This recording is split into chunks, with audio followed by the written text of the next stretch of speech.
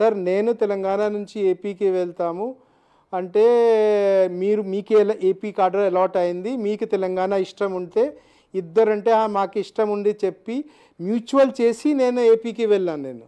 Okay. అంటే ఏపీలో నాకు గుంటూరు విజయవాడ నాకు లక్కీ మ్యాస్కట్ 2000 నేను చాలా యావరేజ్ టైప్ ఆఫ్ ఆఫీసర్ లేకపోతే స్టూడెంట్ కూడా యావరేజ్గా ఉండేవాళ్ళు.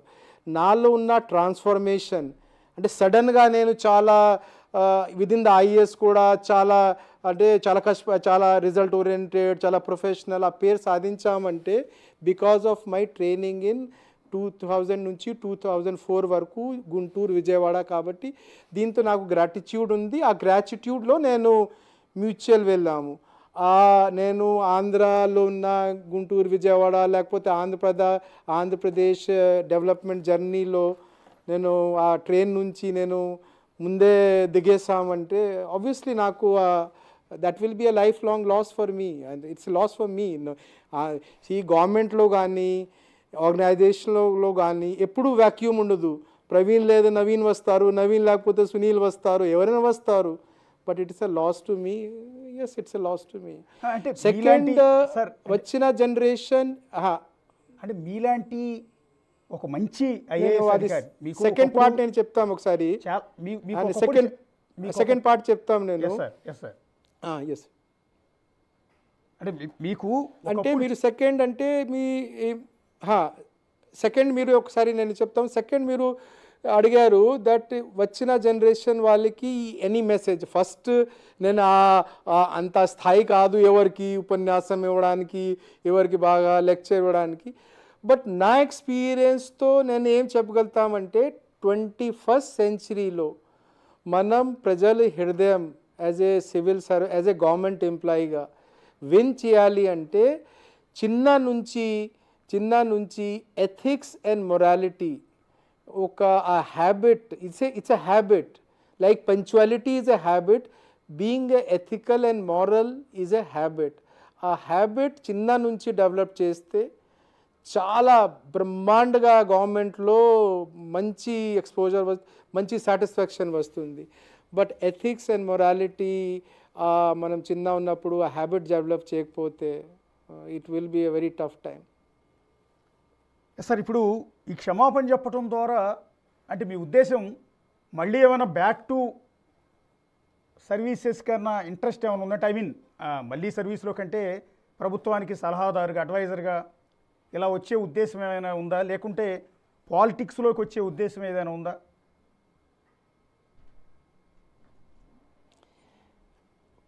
ఇప్పుడు government I keep telling my junior friends and young జనరేషన్కి government is like a fast moving train. ఎక్కడం చాలా చాలా డిఫికల్ట్, దిగడం కూడా చాలా డిఫికల్ట్. దిగిన తర్వాత మళ్ళీ ఎక్కడం అంటే ఇంపాసిబుల్. ఇప్పుడు దిగేసారంటే ఆ ట్రైన్ ముందు 500-600 కిలోమీటర్ ముందు వెళ్ళిపోయింది. I cannot get back now.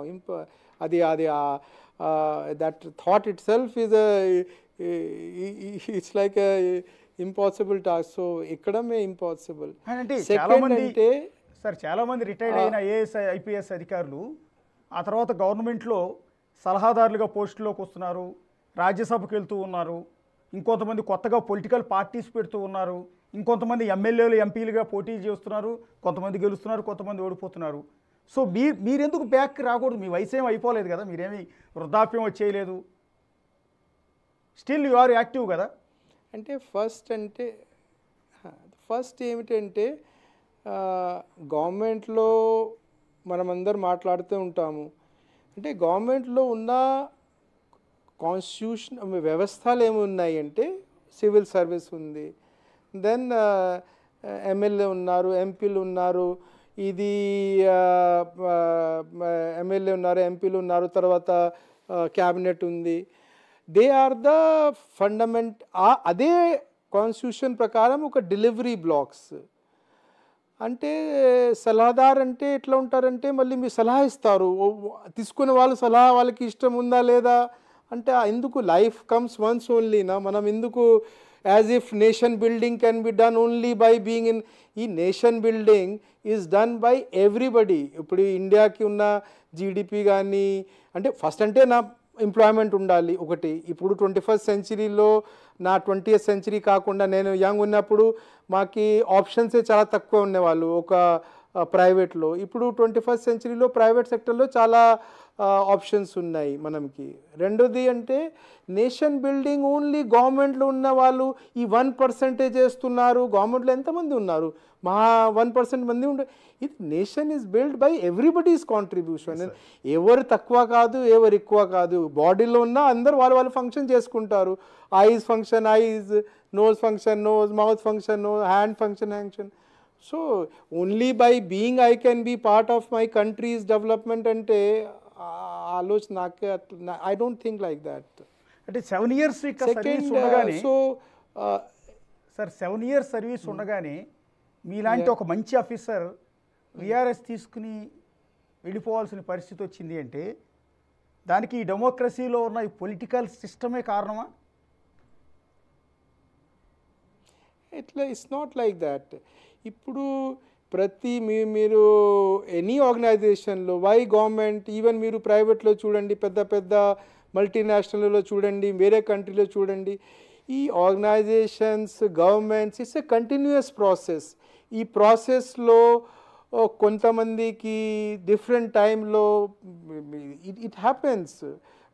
It's like an accident. Okay సర్లే, నోబడీ షుడ్ బీ, మనం కూడా కోరుతామంటే మనం ఫ్యామిలీ వాళ్ళు ఎవరు యాక్సిడెంట్లో ఉండకూడదు, బట్ యాక్సిడెంట్ జరుగుతూ ఉంటాయి. I mean that's the way, it's a churning, that's a way organization involves, that's a way government involves, that's a way democracy. Okay నాకు జరిగినప్పుడు అంటే లైక్ ఏబి వెంకటేశ్వరరావు సార్కి జరిగింది, కృష్ణ కిషోర్ సార్కి జరిగింది, నాకు ఫ్యామిలీ జరిగినప్పుడు మా ఫ్యామిలీ వాళ్ళకి పేరెంట్స్కి ఆబ్వియస్లీ మా ఫ్యామిలీ మెంబర్స్ చాలా I use to see their face. బట్ నేను అది చెప్పాము అంటే ఐఎమ్ ఏ హ్యూమన్. ఇప్పుడు వరకు నాకే ఎప్పుడు ఏ ప్రాబ్లం రాలేదు కదా. ఐ మీన్ లైఫ్లో అది కూడా నేర్చుకోవాలి. యాజ్ ఏ ఫ్యామిలీలో అన్నీ మనకి బాగా జరుగుతాయి. So it was a learning phase and I think I have come out as a better human being. I'm more humility ఎక్కువ ఉంది, సెన్సిటివిటీ టువర్డ్స్ పీపుల్ ఇంకా పెరిగింది. I think I'm a better person now. సరే, మీరు ఇప్పుడు retired అయి ఉన్నారు కాబట్టి ఆ ఫ్రీడమ్తో మిమ్మల్ని అడుగుతూ ఉన్నాను. బేసిక్గా సర్వీస్లో ఉంటే మిమ్మల్ని అడగకూడదు. మీరు రాజశేఖర రెడ్డి గారి గవర్నమెంట్ని చూశారు, కిరణ్ కుమార్ రెడ్డి గారి గవర్నమెంట్ చూశారు, చంద్రబాబు నాయుడు గారి అడ్మినిస్ట్రేషన్ చూశారు, జగన్ గారి అడ్మినిస్ట్రేషన్ చూశారు. మీకు ఏ అడ్మినిస్ట్రేషన్ బెస్ట్ అనిపించింది సార్, మీ పర్సనల్ ఒపీనియన్? అంటే మార్నింగ్ కూడా ఎవరు ఫోన్ చేసి అడిగారు నాకు ఈ క్వశ్చన్. అంటే మీరు జనరేషన్ వైజ్ చూడండి, మనుషుల వైజ్ చూడకూడదు. ఆల్ ఆర్ ఇప్పుడు నా జనరేషన్ అంటే ఇప్పుడు నేను జనరేషన్ ఎక్స్ అంటారు. నా ముందు ఉన్న జనరేషన్కి 70, 65 బాన్ ఉన్న జనరేషన్కి వాళ్ళకి జనరేషన్ B2 అంటారు, తర్వాత generation Y, Z, alpha, beta. రాను since more India will become a richer country, better value system will be there, better governance will come. 80s లో ఉన్న governance was better than 70s, 90 లో ఉన్న governance was better than 80, 2020 లో ఉన్న governance is better than 2000 because people are more అంటే ఒక సమాజంలో prosperity పెరిగితే ఈ అన్ని కాన్సెప్ట్స్ ఆఫ్ ఎథిక్స్ మొరాలిటీ కూడా పెరుగుతుంది. అంటే so going forward even it will be better. అంటే మీరు జగన్ గారి గవర్నమెంట్లో చాలా మంచి పొజిషన్లో చేశారు. కూటమి ప్రభుత్వం వచ్చి చంద్రబాబు నాయుడు గారు సీఎం అవ్వగానే మిమ్మల్ని జిఏడీకి రిపోర్ట్ చేయమన్నారు. అంటే మీరు కూటమి ప్రభుత్వం వల్ల నష్టపోయాను అనుకుంటున్నారా, జగన్మోహన్ రెడ్డి గవర్నమెంట్ వల్ల నష్టపోయాను అనుకుంటున్నారా? అంటే సిన్సియర్గా మీ ఒపీనియన్, చాలామందిలో ఉన్న డౌట్ని రైజ్ చేస్తున్నాను నేను. అంటే why should I blame this person that person. ఇప్పుడు నేను మొన్న కూడా ఒక ఇంటర్వ్యూలో కూడా చెప్పాము. అంటే ఒక ఆల్ ఇండియా సర్వీస్ ఆఫీసర్కి జనరల్గా ఏమంటారంటే మాకు అడ్వాంటేజ్ ఏమిటంటే నేను స్టేట్లో కూడా పని చేయవచ్చు, నేను గవర్నమెంట్ ఆఫ్ ఇండియాలో కూడా పని చేయవచ్చు. సో సపోజ్ స్టేట్ గవర్నమెంట్లో నాకు కంఫర్టబుల్గా లేదంటే డెప్యుటేషన్లో నేను ఢిల్లీలో నేను చిన్న వయసులో నేను జాయిన్ అయినాము. I can could have gone to government of India. But ఇక్కడ నేను అడిగితే గవర్నమెంట్ అంటే జనరల్గా ఇక్కడ నాకు ప్రమోషన్ రాలేదు గవర్నమెంట్ ఆఫ్ ఇండియాలో. ఎవరు చెప్పారు ఎందుకు ప్రమోషన్ రాలేదు? బట్ నేను జనరల్గా ఫ్రెండ్స్తో సర్కిల్తో గ్యాదర్ ఏం చేసుకున్నామంటే, ప్రవీణ్ సర్లే నువ్వు చాలామందితో సీనియర్తో మిస్బిహేవ్ చేసావు, ఒకటి ఛార్జ్ నా మీద. రెండు ఛార్జ్ అంటే నువ్వు 2019లో నువ్వు యాజ్ ఏ రెసిడెంట్ కమిషనర్గా ధర్మ పోరాటంలో యాంటీ గవర్నమెంట్ ఆఫ్ ఇండియాకి అగెయిన్స్ట్గా ఏపీ భవన్లో కూర్చొని పబ్లిక్ మనీతో ఫంక్షన్ చేస్తావు, చాలా ఉత్సాహంగా చేస్తారు. కొంతమంది అదే అంటారు. So it is because of that I did not get promotion, it is because of this I did not get promotion. God only knows.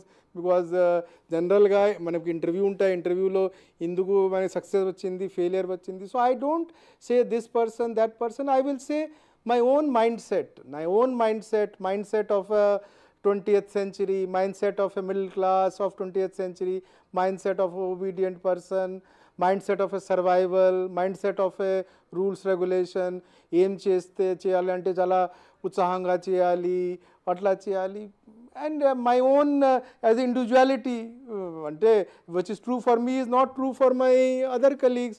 మిగతా నా కలీగ్స్ ఎవరు నాలాగా ఉన్నవాళ్ళు, నా బ్యాక్గ్రౌండ్ ఉన్న వాళ్ళు ఇప్పుడు ఈరోజు they are secretary in government of India, ఒకటి ఫైనాన్స్ సెక్రటరీ ఉన్నారు, ఒకటి లా సెక్రటరీ ఉన్నారు, ఒకటి అది that's a aspiration for any IAS officer to be a finance secretary of India, to be a revenue secretary of India, to be law secretary of India.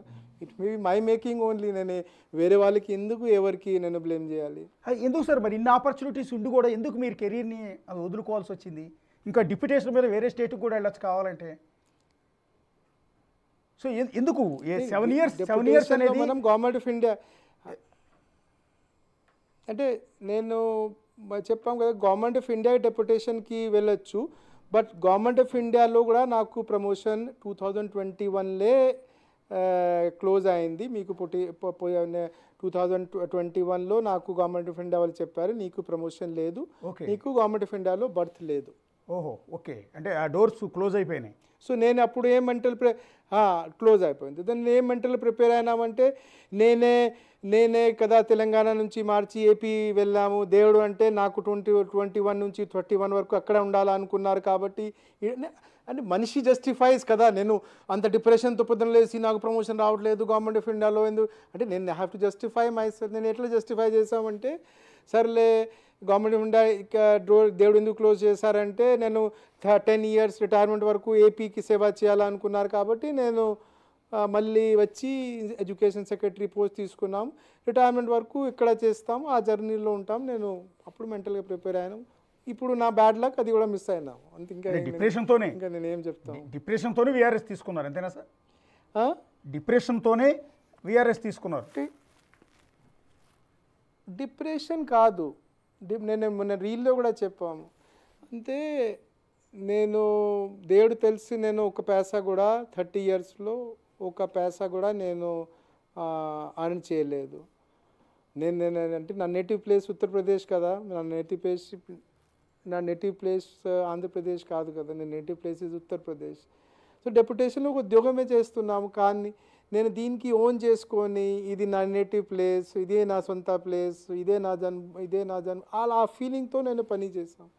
ఆ trolling వచ్చిన తర్వాత నేను ఎంత ఆనెస్ట్గా పని చేశాము. ప్రతిరోజు నేను 14 గంటలు పని చేశాము 30 years. అంటే సుందర్ పిచ్చయ్య కూడా నేను ఐఐటీలో చదువుకున్నాము. సుందర్ పిచ్చయ్య కూడా ఇంచుమించుగా నా టైంలే బీటెక్ చేశారు ఐఐటీలో. సో నేను అప్పుడు ట్రోలింగ్ చేయని రోజు నేను ఒకసారి చాట్ జీపీటీతో అడిగాము, నా దగ్గర 20 లక్షల రూపాయలు ఉన్నాయి నా దగ్గర సేవింగ్, సుందర్ పిచ్చయ్య దగ్గర ఎన్ని ఉన్నాయంటే అంటే సుందర్ పిచ్చయ్య దగ్గర ఎన్ని జీరో ఉంటాయి రెండులో చెప్పలేము, చాట్ జీపీటీ చెప్పింది. అంటే సడన్గా నేను ఎంత సిన్సియర్గా without any money without any ఎంత పని చేసాము అంటే అంత ఇన్సైడ్ హ్యూమిలేషన్, డిజెక్షన్, అంటే డిజెక్షన్ కాదు హ్యూమిలేషన్ ఫీలింగ్ ఎక్కువ వచ్చింది సమాజంలో. తర్వాత ఎట్లా ఉంటుందంటే Vijayawada is not like it has not become as big as Hyderabad కానీ బెంగళూరు కానీ చెన్నై ఢిల్లీ లాగా.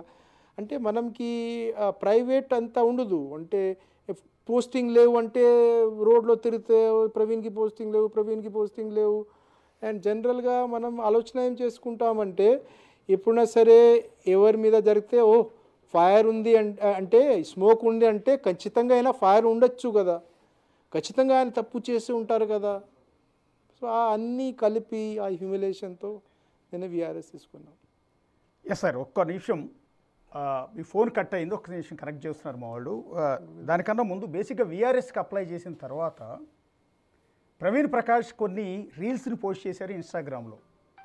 కొన్ని పాటల్ని, పాత సినిమా పాటలకి అనుగుణంగా ఆయన కొంత యాక్టింగ్ చేస్తూ ఆ రీల్స్ని రికార్డ్ చేసి పోస్ట్ చేశారు.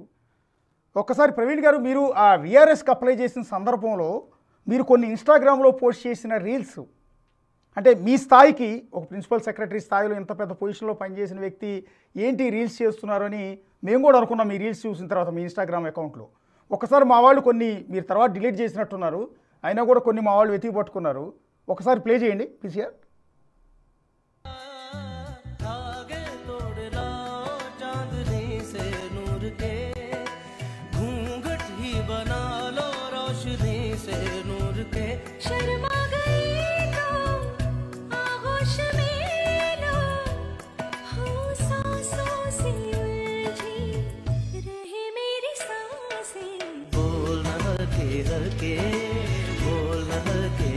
गम का बादल जो छाए तो हम मुस्कुराते रहे, गम का